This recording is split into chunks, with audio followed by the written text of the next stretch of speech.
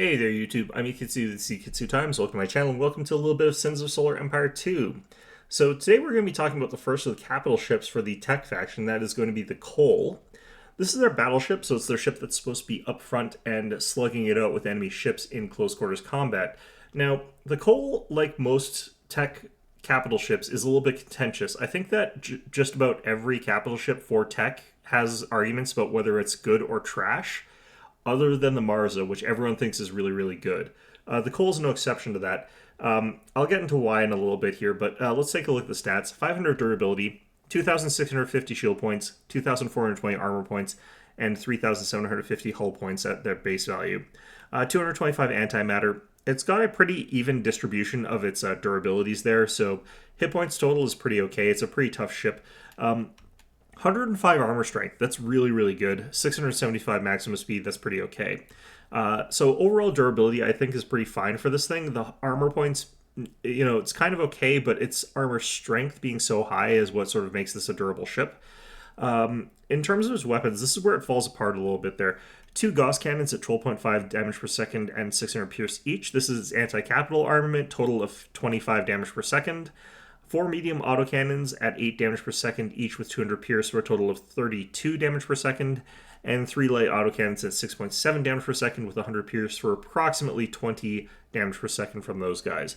So the reason that this sort of falls apart at this point in time is that if you look at the Radiance and you look at the Core Tool, the 2 other battleships in this game, both of them have much higher damage per second against capital ships, meaning that if you were to put a Coal, a Radiance, or a Core Tool into a sort of arena match setting, the Coal, in terms of its damage output, is just going to get bodied by either of them because it's not capable of outputting the same amount of damage at that 500 pierce value. And what's even worse is that the Radiance actually has a higher damage per second with its secondary guns as well. Those light lasers are actually quite ridiculous on it. So it's actually really difficult to justify this from its just sort of baseline values. And I think that's where the people who say that this ship is kind of trash are coming from when they talk about it being bad, because its weapon damage value is pretty bad. However, the Coal has some potential to it that makes it so that it sort of exceeds those abilities, and we'll sort of have to look at its abilities and its items, more importantly, to really sort of get at where this thing excels. So, first ability here is the Experimental Beam. It has a cooldown of only 10 seconds, which is really, really fast. It has a range of 8,000 and an antimatter cost of 75, which is quite high. It has a damage rate of 75, scaling up linearly over time, so it goes 75, 150, and 225 per second.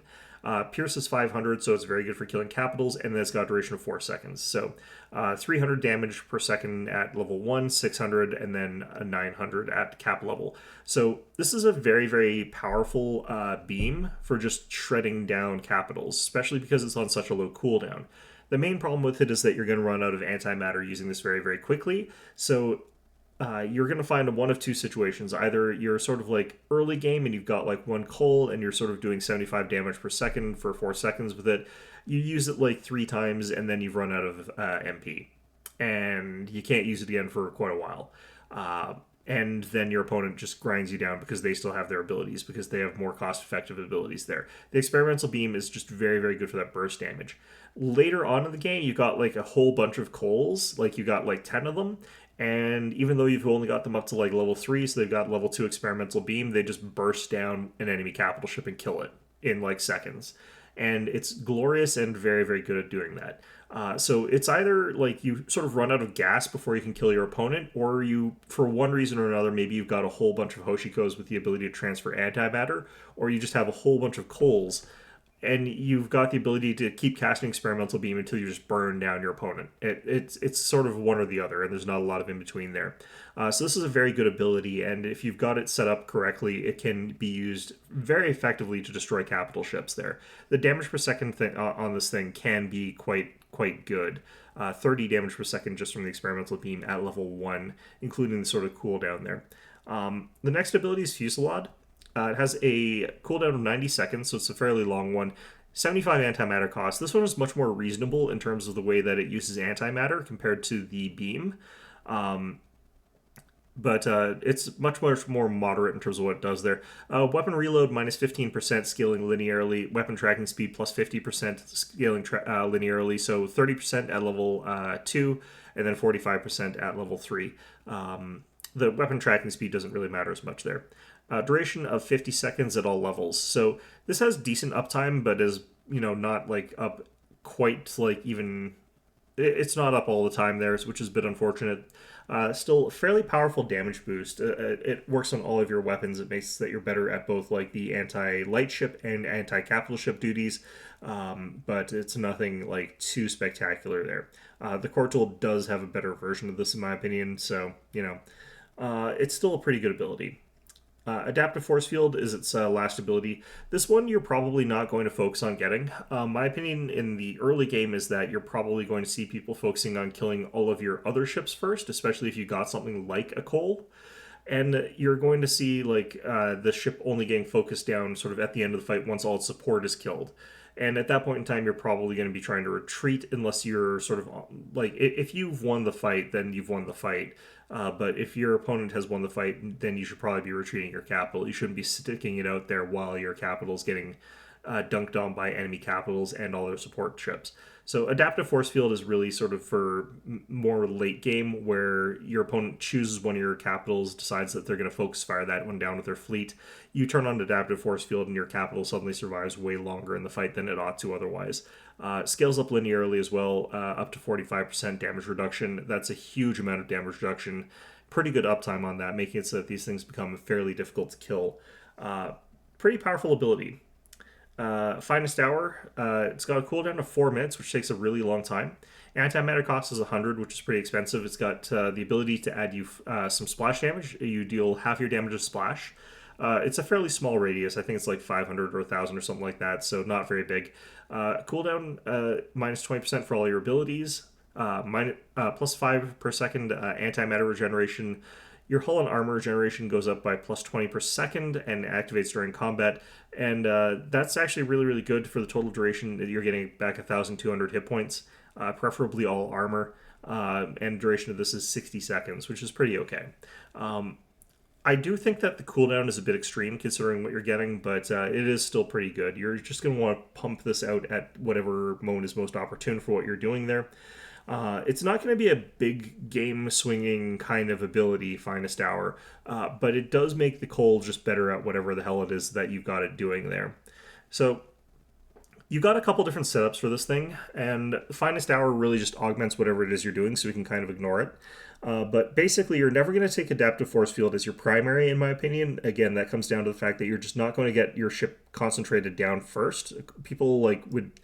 It would never be a good idea to concentrate down a coal as a first target because it's not only really durable, it doesn't have the best damage per second output, generally speaking. So you're probably going to want to focus on other things there. Now, if you want to focus on your guns, you want to improve your gunplay, and there is reason to do that, then Fusillade is what you're going to take there. I think that a Fusillade build is going to be typically better against Advent. The reason is that you can have Fusillade activated prior to getting into the fight, and it'll last a decent way into a fight there with its 50-second duration. And you'll be able to sort of have that available to you at the very least, because if you're playing around with the experimental beam against Advent, they've got so many tools to drain down all of your antimatter that you don't have a guaranteed ability to cast your spells in a fight against Advent. And if you can't cast your spells, the experimental beam build just goes completely out the window. It becomes immediately trash. The Fusillade build is also potentially viable against Tech for the same reason. The Tech faction has access to the Dunov, which is not as good as both the Radiance and the Domina Subjugator combination, because that really wrecks your ability to have any antimatter. But if you're getting hit by enough Dunov EMPs, you could find yourself short on antimatter pretty quickly as well, in which case you're not capable of using the experimental beam against the Tech either. So the only faction that you can really guarantee that you're going to get the experimental beam against is the Visari, and I think that's a pretty good choice against them. And most of the time you're going to be able to get away with taking experimental beam against other Tech players. the only time I would say that you're guaranteed to not be able to use experimental beam is against advent. So typically speaking, I think that what you're going to want to do is like go for fusillade and then adaptive force field as your secondary, and you just have adaptive force field like turned off of autocast. Or you go for experimental beam and then adaptive force field as your secondary with it turned off of autocast as well. The reason is that like you're going to be guzzling through antimatter through either of these builds, and if you have both fusillade and experimental beam, you're just not going to have any antimatter like immediately. And they both sort of do the same thing, so you're going to be choosing which one you want to cast while sort of having them both do the same thing anyway. Whereas with this, if you use adaptive force field, like you just save back to 75 antimatter, make sure you're not casting too aggressively with experimental beam. As soon as you get focus fire down, you pop adaptive force field and you make it so you survive like the fight through that. If you're using the fusillade, you should have enough antimatter in the tank every once in a while to cast adaptive force field. So it's not as big a deal using that combination there. But either way, you're doing this so that you can sort of like survive once you do start getting attacked as a secondary backup ability there.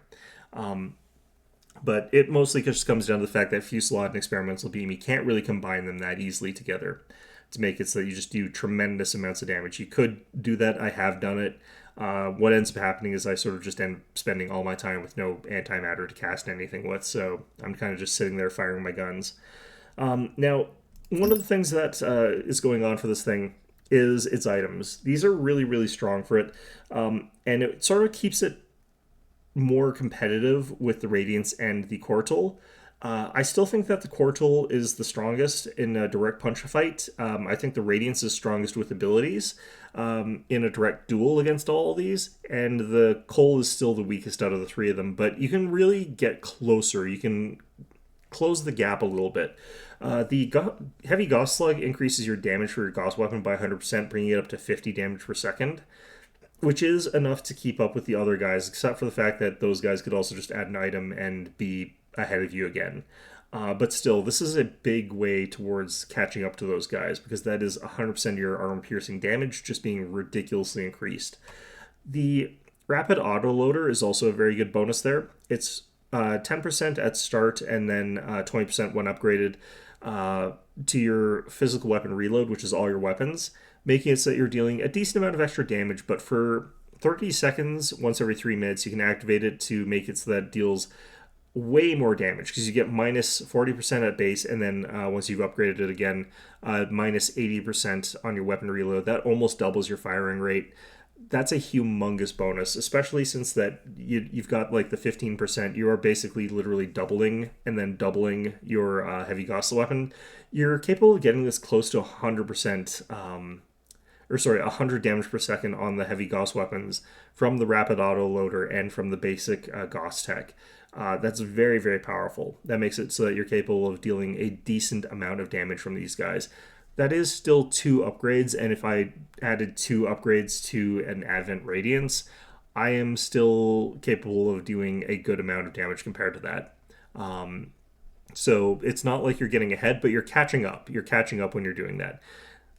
For other upgrades, you could take Targeting Ray, but I don't think that works on the Cole. Plus 25% range on the Cole makes it so that you just are outside of range of your opponent sometimes, and your other ships are ahead. You want your Cole to be getting shot to a certain degree because it's a very durable, tanky unit that you probably want as a frontliner. So it doesn't make a ton of sense to me to put the Targeting Ray on the Cole. I would put this on some other more backline support type units instead. I also would not put the high yield warheads on a Cole. You want this thing fighting other ships there, and you want to optimize its performance for that reason. There's other ships that I think would be better off with the high yield warheads. Obviously, no missile guidance computer. I don't even know why it's available for this thing.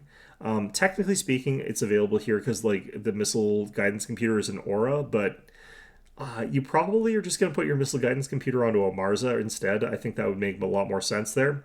But it increases missile damage in a radius for your other ships, not this ship. I don't know. I wouldn't put it on here. Other things to look at, of course, are the flak burst. This did get nerfed, but I still think it's very powerful. It makes it so that you are immune to missiles for 15 seconds once every 90 seconds. You only have 2 charges with that, but the way that this thing works is you sort of just have like all your Coles take like flak bursts because they're going to be up front. and you sort of march it in front of like all of the enemy missile ships. You have it activate a flak burst. The next coal moves up in line, uses its flak burst after the first one runs out, and you just keep doing this over and over again. If you got a couple of coals, you can sort of keep this up like nearly all the time, or often enough that you're not going to be taking any damage from missiles at all. And like you blow through both charges, you've got like three coals, and you sort of like take some damage from missiles. But functionally speaking, you shut down like an entire 2 minutes worth of like missiles, just from like those flak bursts. That's absolutely huge. You should have been able to kill enough of the missile ships that you don't really care after that. So I think that flak burst is actually still ridiculously powerful, but it is more situational than it was before. For defense, you've got a couple different options here. There are reasons to take a Blade of Armor into all three matchups. You're definitely going to want this against Advent. If you're up against other coals, then a Blade of Armor could be really good. If you're up against a lot of Cortals, then a Blade of Armor could be really good. But generally speaking, I would say that a Blade of Armor is for playing against Advent, and I would say that the reactive plating is for playing against Visarion tech. Because while, yeah, dueling other capital ships is something that you probably want to be doing with your coal, I would also be worried about getting sniped by like a million Canrack assailants or by like a million Javelises, because either of those could like wipe out a capital ship pretty quickly. The reactive plating just really nullifies that possibility by a tremendous amount. If you are going for the flak burst, then that makes the a Blade of Armor much more appealing, though. And I definitely think that there are situations where like there's beam damage that can do a lot to you when you're playing against tech and when you're playing against Visari. So I wouldn't completely negate it. It's just that they also have really high missile damage. The other upgrades, the core systems armor. This gives you plus 25% maximum armor points. I actually think this is extremely powerful when you're using the reactive plating, because that gives you that plus 50 armor strength, meaning that that plus 25% max armor points means a lot more. It's still pretty good if you're going for the ablative armor, though, because you still have that plus 25 armor strength. But I definitely think it's better with the reactive plating. The other option is the combat repair system. This is actually really nice in terms of like the fact that it gives you a humongous amount of extra hull points. Once every 4 minutes, it can activate the improved hull regeneration. It heals 3,000 hull points over the duration there. That's a humongous amount. The passive regeneration is also pretty decent, especially when you've got it like fully upgraded. So you're capable of repairing a humongous amount of damage over the course of a battle. The problem is to your hull.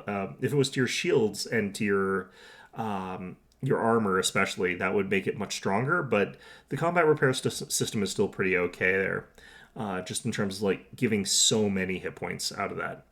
For reference, like the Advent version only repairs 1,500, although the Advent version does repair every 2 minutes instead of every 4 minutes, so it's kind of exactly the same as far as that goes. And the Advent version also, instead of giving you hull regeneration in combat, gives you like percent bonus hull points, so they're pretty comparable, but I think that the combat repair system is actually quite decent. For utility, exotic salvage policy, I think there's actually a pretty good build for coals that uses this, but we'll talk about that in a little bit there. You're never going to take War Reporter or the Volatile Accelerants. These are sort of more support ship things. I would put those tools on other ships instead of the coals. And the Antimatter Engine, this is vital if you're going for an experimental beam type of build there. Plus 100% maximum antimatter, and then antimatter restore burst every 4 minutes. This is absolutely just necessary, mandatory for if you're taking experimental beam builds, barring one exception that we'll talk about. It makes it so that you have much, much, much better uptime on the experimental beam. So let's talk a little bit about builds here.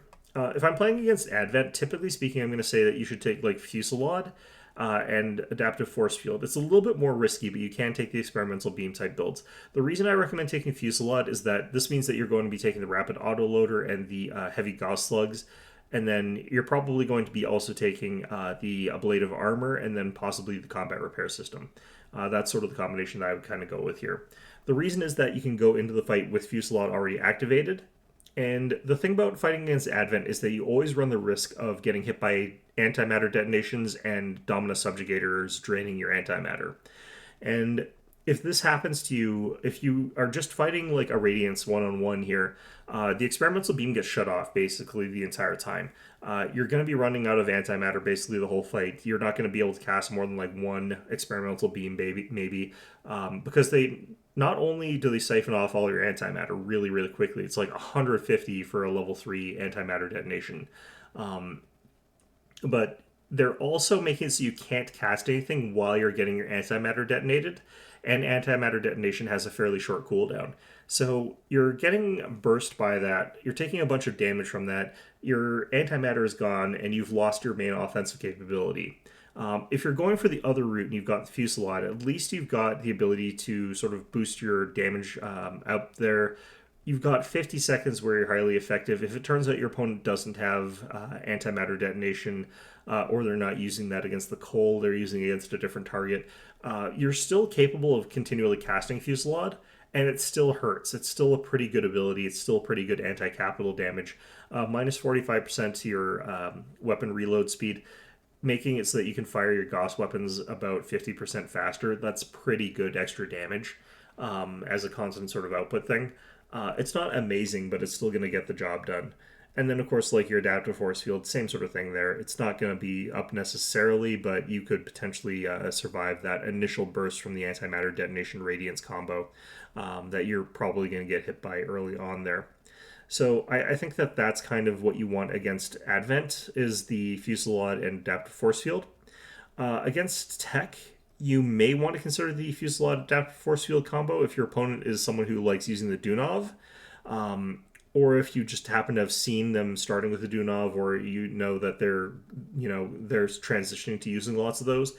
If you get hit by too many EMPs, it can really putz with your ability to use experimental beam. And it's actually in some ways even worse than fighting against the Advent using experimental beam, because against the Advent, you could use a whole ton of Hoshikos to keep you topped up on antimatter. If they've sort of matched you with a bunch of Dominas and they've also got the Radiances, then they still win. So it's not a fight that I think is in your favor, going for like making sure you're topped up on antimatter, but it is something that you could try to do at least. If you're up against a bunch of Dunovs, you can't even try that, because what's going to happen is the EMP is going to go off. It's going to strip away the antimatter of the coal, but it's also going to take away the antimatter from all your Hoshikos, so you can't even keep topped up in that instance there. So I think that if you're up against a bunch of Dunovs, you definitely go for the Fusillade build there. But I don't think that that's super common. I don't think that that's what people think about when they think about Tech automatically. So I think there's a very high chance that you're going to be able to go for an experimental beam and get away with it, because like it's not like they could shut you down with just one Dunov. They would have to be kind of spamming them, and if they're not really doing that, then they just don't really shut you down as well as they would like to. The other thing is Visari. I think that Visari, you probably are going to want to go with the experimental beam and the adaptive force field. Trying to keep up to the Quartal with the Fusillade is kind of not a good idea, because the Quartal actually has an ability that's very similar to Fusillade, and that gives it a damage boost. The Quartal a damage boost, and it's stronger than Fusillade. It's just a better version of it. So they're just going to outdamage you base. They're going to outperform you with their buff, and their buff is also going to make them tougher. And they're going to nerf you as well, because they also have an ability that like they're going to combine like their damage increase and their damage debuff, and they're just going to end up wrecking you. So I think that you're definitely better off using the experimental beam into an enemy Visari player. They don't have anything that can really strip away your antimatter either, so lacking that ability, you can freely get away with using experimental beam into those guys. So the builds for this is if you're going for the the experimental beam, you're going to need the antimatter engine. That's just absolutely necessary for that, except for one experimental build that I would talk about later. You're going to want some kind of reactive plating or a blade of armor, depending on what you're up against there. And then you're going to want core systems armor or combat repair system. If I'm up against something that I think I'm going to need it, I'm going to go for Flak Burst. And if I'm in a situation where I can get away with it, I might use the Heavy Gauss Slugs as additional damage. Basically, what this does is it lets me create something that's extremely durable. It's capable of casting a lot of experimental beams before I run out of antimatter. and it's going to let me burn down my targets like just over a pretty decent amount of time by just having that very high damage per second with a high level experimental beam. Having a coal that's capable of doing that, it's pretty scary, but it's not super powerful or anything like that, so just don't get overconfident with that build. The other beam build that you can do with the experimental beam is you just take the exotic salvage policy. And if you've got the ability to put out a level 3 coal from the starbase, or from your star factory, you can just sort of have it come out there with a level 2 experimental beam for 150 damage per second at 400, for a total of like, it's 150, it's 600 damage over the course of one cast, and you've got the ability to cast it like 3 times. So you could just go out there and you could burst something down with like a bunch of really cheap, crappy coals, have them sort of like putz around and deal as much Gauss damage as they can before they go down. And thanks to the exotic salvage policy, like you can just get them back, and it doesn't really matter. Like, it's not like you actually care about the fact that you lost them. And any ones that did survive and are leveling up and getting stronger, like that's great, that's gravy. But what you're trying to do in this situation is you're just trying to pump out like as many coals with the exotic salvage policy as you can, have them snipe out an enemy capital that's at a higher level than them, and then potentially like slug it out with whatever they can, then maybe die. And as long as that's happening in that sort of way there, where you're taking out higher level ships, you're coming out ahead. And it's an ability that you can only get away with thanks to exotic salvage policy. Because you want these things to be bursting out their damage before they can get taken down, experimental beam works well in that situation, even against Advent to a certain extent there. I think this is a little bit experimental. I think that you're still losing a lot of resources when you do this, but you're looking at a situation where, like, I'd say that half the cost of a battleship is the exotics. So being able to just sort of salvage the damn thing and reuse it is surprisingly decent in the super late game, because you could have coals coming out of the battleship line instead of Harka heavy cruisers fulfilling the same sort of role of being an expendable heavy brick that's expected to die in a fight. You normally wouldn't be able to do that. So that's sort of how that is. For the other build, for Fusillade builds, you're going to want the Heavy Gauss Slug for sure, and you're going to want to pair that with a Rapid Autoloader. It maximizes your damage output really well. And then you're going to want either the Reactive Plating and the Core Systems Armor, or the Ablative Armor and the Combat Repair Systems, or the Core Systems Armor. Depends on what you want to go for there. Any of those combinations is going to make it so that this thing is capable of surviving a decent amount, while also being able to output an amount of damage that's very close to what their contemporaries are putting out there. And for brief periods, potentially even exceeding it. Especially when you got like Finest Hour popped, like at that point in time, since you're casting like Fusillade kind of almost on 100% uptime, you're going to be a little bit better off there, and recharging all of your hull and your armor and stuff like that. You're going to win those grinding fights most of the time with this variant there. So let's take a look at the military research here. Obviously, you're going to gain benefits from basic crew training. Like I said, the advanced crew training for this thing is very important, because being able to put it out at level 3, very useful for these guys. Unfortunately, that comes very late for tech, so advanced crew training, a little bit prohibitive for you, but by the time you're spamming coals for the purpose of like putting them out there and expending them, this is nothing. The other thing that you can get is battlefield promotions and tactical analysis for extra experience points. This is much more important later on in the game. It's not that important early on in the game. But extra 30% late game is pretty good for experience points there. No special techs over here. For weapons, of course, you're looking at the autocannon bonuses, because you're looking at using the ship into the very late game. The refined propellants is very good, as is the unique tech for tech primacy. Who does well with these things here. The rapid autoloaders are unlocked in that tier there. The quick Gauss capacitors gives you that minus 15% Gauss weapon reload. Unfortunately, you don't get more weapon upgrades here, which also sort of hampers this compared to other ships of its kind of class. The advanced Gauss coils also are kind of bad for the coal, because you don't want it to be farther back. The reason that this would still be okay is that like you've microed your ship so that's closer, so it's firing all its guns at the enemy fleet. But your opponent tries to turn and run away. That means that the advanced Gauss coils lets you get another couple shots in your opponent before they're capable of getting out of range of you. So something. Heavy Gauss slugs, obviously very, very important for the ship since that's where you're going to get your anti-capital damage. Very nice to have advanced metallurgy, titanoferric plating, and the repel and premium armor on this guy. Makes them very, very durable. That's also where you unlock the ablative armor and stuff like that. Unique upgrade for the capital ships there and Titans. Maximum turn speed plus 35%. That's very good. Turning is very painful in capital ships. So being able to do that a bit faster is very, very good. The hull regeneration and stuff like that is very, very nice on these guys. So not just the hit points, you're also looking to get those bonuses on hull regeneration. And of course, this is where you start looking at the crippled hull values being as something that adds quite a lot to these guys.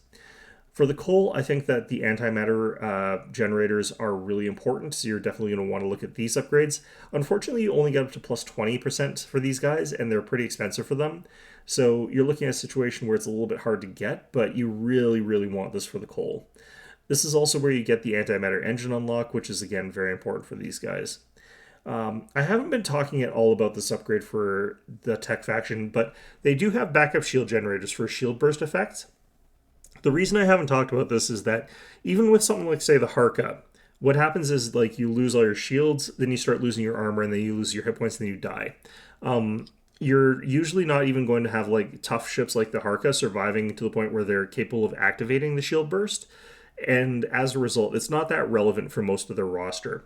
For Advent, it matters a lot more because what's going to happen is you're going to have ships that are taking a bunch of damage, like a Disciple or whatever, and they're taking half damage because that damage is getting siphoned off to an Iconus Guardian. And you've got like something like, say, a Mothership that's also giving it extra hit points. You've got Mend being cast.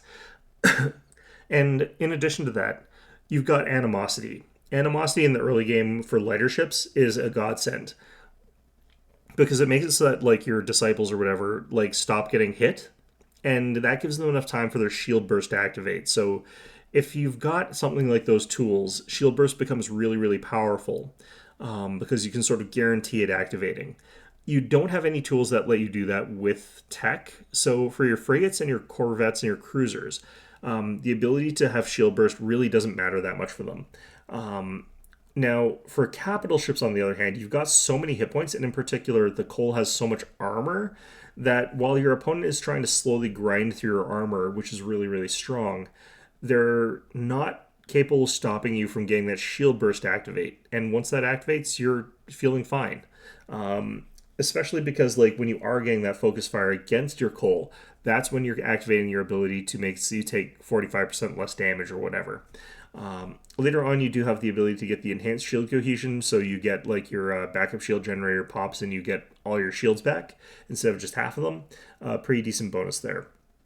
The improved shield arrays are better for capital ships because you got that max shield points boost of a 15% on a much higher base pool. So they're getting a little bit more out of that sort of thing there. Same thing for the superior shield emitters. This is much, much better. And by the time you're in this sort of super late game where you would potentially be getting superior shield emitters, you're probably transitioning to all capital ships anyhow. So a little bit better for those sort of things than it is for any of your other ships there. For civilian research, you do technically get the bonus, I believe, from counter deployment as well as the industrial complex, but not from labor negotiations or industrial juggernaut. That's my understanding of the situation. Being able to produce capitals faster only really matters if you're doing that thing where you're churning out coals so that they can beam 3 times and then die. But in that instance, being able to do emergency counter deployment is actually kind of funny with these things. The only thing is you really want to make sure that you actually get the insurance policies onto these guys before they die. Still, though, being able to do that is kind of funny. Down here, you got the familiar territory and the navigation subchannels. Being able to move a little bit faster does help your capitals a little bit there, but it's not really that necessary for these guys. But, you know, their base speed is so low that that 15% increase is not really going to improve much for them. Still, though, that is pretty much everything that I can think of that improves the coal. It's a pretty decent ship once you sort of figure out what you want to do with it. If you've got like 5 or 6 or 7 of these guys and they've all got the ability to use the experimental beam, they can focus down capitals pretty quickly, pretty effectively. To a certain degree more so than the Radiance or the Quartal. However, if you don't have enough of them to like really quickly burn down a capital ship, then experimental beam, you just run out of gas way too quickly for you to actually make use of that. And their base damage from their weapons without using fusillade is just pretty low. Being able to use things like rapid autoload or heavy gauss slug and the fusillade ability is what lets it sort of keep up. But even then, it's only barely sort of like treading water compared to the other two. So it is in some ways the weakest of the three battleships, but don't underestimate it. It's still capable of going out there and it's still capable of like sniping out a very good, very powerful battleship or enemy support cruiser or whatever they've got there. And yeah, it does what it's supposed to do pretty okay. So in any event, though, that's going to be our video for today. I hope you found this one enjoyable. And of course, as always, I hope to see you guys all next time.